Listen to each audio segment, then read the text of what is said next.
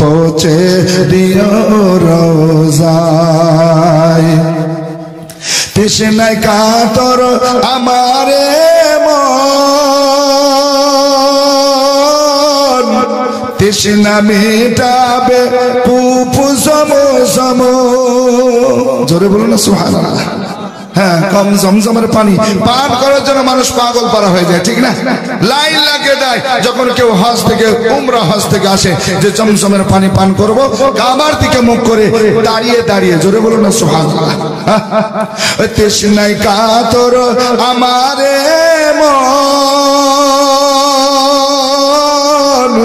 তৃষ্ণা মেটাবে পুপু সম সম।